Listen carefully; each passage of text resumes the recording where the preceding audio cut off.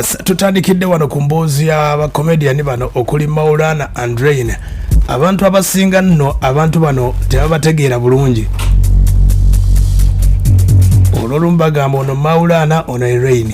Kati Maulana gwe baakutte mu nsonga z'okuba nga yasuulawo obuvunaanyizibwa bwo okulabirira omukyala n'abaana be. Omukulu oyo gwe bayita Maulana. Bazanya Maulana ne Rain gwe bayita Lubega Obede.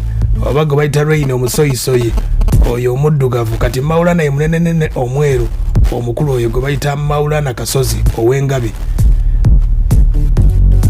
Emboozi eno ebadde etambulira ddala bwe mba nkujjukizaako abakyala bo okumanya nti ono mukyala wa Maulana Kasozi okuva mu mwaka gwa 2022 yayingira mu mawulire we twatandika okuwuliriza emboozi eno ng'agamba omukulu ono yasulawo obuvunaanyizibwa tayagala mulabirira mu mbeera eyo. Omukyala ono yavaayo era yagamba bw'ati 2022 eno emboozi 2024 nayo bamukwatidde Maulana. Omukyala atandika bw'ati 2022 mu Gw'omunaana. Amanya nze Nalujja Shubira. Mbadde mukyala wa Maulana Kasozi. Naye mbadde njagala okwawukana naye olw'ensonga ze mbadde nzijempitamu naye n'alemera abaana. Walemedde abaana genda ku poliisi. N'agamba yayagala genda n'abaana. Neŋŋaana kuba abaana bange bato. Abaana bato. Kati weŋŋaanye n'agamba tagenda tuwa buyambi wemba ŋŋenze nabo. Mwenzi nnyo. Akola buli kimu akuba eyansubizaako n'okunzita. Olumu abadde kasitaafu n'omukazi ng'olwakivaako ekyo ekyokubalabirira ng'abeera wa bebi ng'olwofa atufiisa omukazi omupya we bakyankalanamu ng'alyoka akomawo eno. Byebyo nina abaana basatu. Kati alina abakazi sibamanyi muwendo naye bangi. Wali ali olubuto bayazadde. Nanga abakyala amawulire bagafuna batya bagafunira ddala. Emboozi eyo omukyala ono ng'akyanyonnyola. Yagamba mbu omwana we muto tanatandika kusoma n'agaana omutwala ku ssomero kumpa buyambi bw'abaana. Njagala obuyambi bw'abaana kasita abanga asobola okumpa obuyambi bw'abaana sina kyala kyemwagaza kati. Tayagala nkole ate nga takola kitampa buyambi. Yaŋŋaana okukola.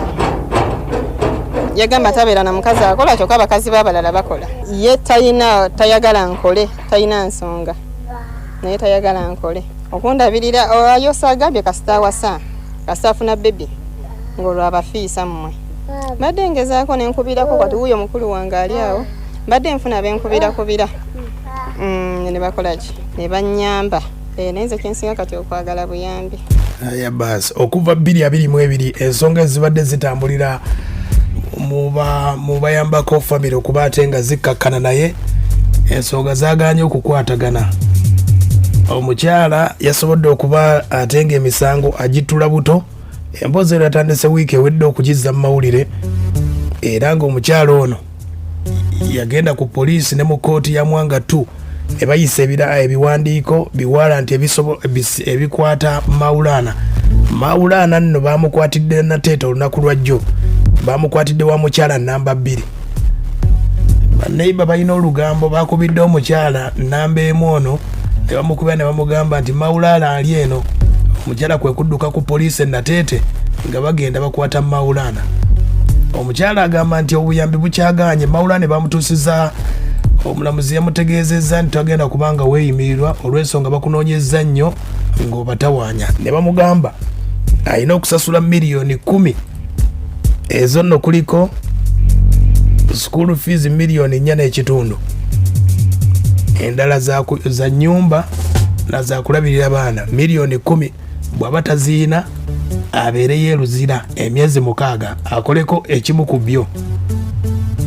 Kati ttiimu ya Maulana and Rain bali mu kunoonya kasente balabe nga bakakola ki bafune beyiro oba akasente bakateekayo. Omukulu gwe bayita Rain yataddeko yagambye nti okwagala muk'omusibe ndowooza kati munnamawulire wa Bukedde kati oli waka. Bukedde yasooka okukola emboozi eno kati Rain gwe bataakutte yagambye okwagala muk'omusibe. Yabagamba nti emboozi eno waliwo agiri emabega era nti akadde kanaatuuka waliwo abaagala okusuula ddiwo eno oba oli awo mu mbeera eyo. Naye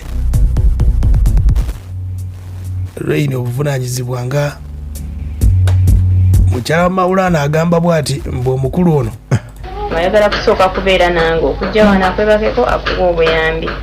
Nakigaana n'agamba nkwate abaana mbamuwe. Abaana bange bagenda mu kkooti awo emyezi egyasooka n'agisasula. N'asasulako yasasula ogw'omukaaga, ogw'omusanvu, ogw'omunaana.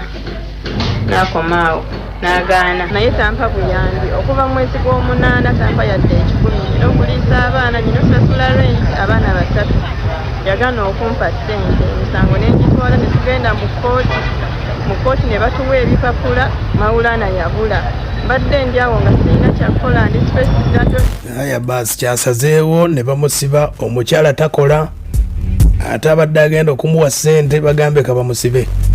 Maulana Kasozi yavaayo n'ategeeza nti omukyala ono gwe mulaba okwawukana naye obuzibu bwali butya. Omukyala ono agamba nti alinako kye bayita mental disorder, alinako obuzibu ku mutwe, nti lunaku lumu yali atabudde obutwa wabula n'abusimattuka. Omukyala naye yali yeewadde obutwa, era Maulana alina ebifaananyi bye yateeka ku mitimbagano ng'alaga omukyala yali bubi nnyo obudde obwo nga baawukana, wabula ng'ekibadde kikyamulemeza yalemera abaana be. Kati ensonga eyo yagamba nti omukyala yali ayagala okumpa obutwa ate nze mwesembereze mu mbeera eyo. Kati Maulana ensonga bweyimiridde akyali mu nkomyo, luzira gye yasuze, mukyala we ali agenda omuwa obuyambi.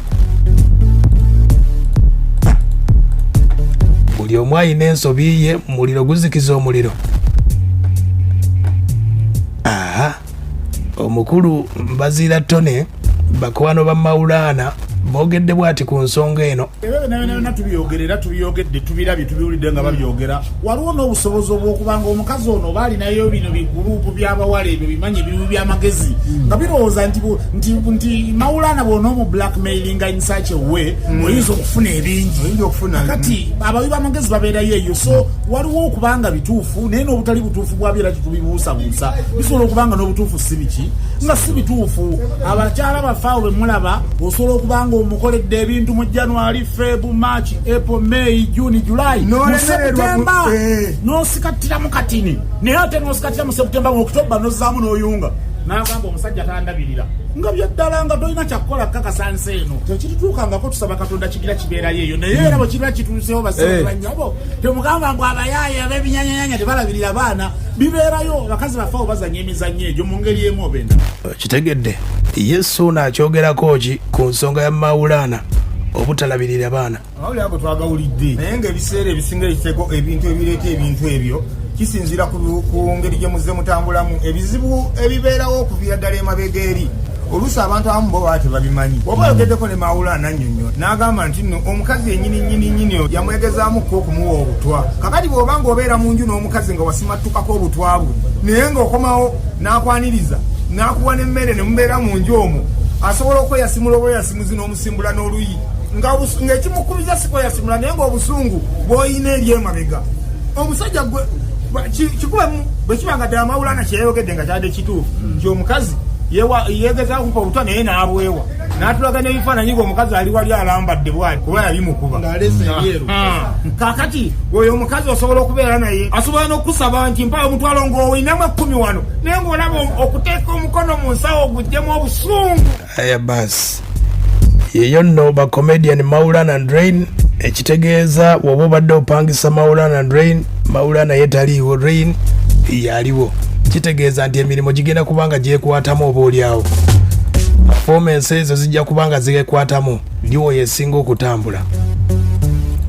Bwekyayimiridde bakyanoonya kasente balabe nga omukulu bamuwa beiro.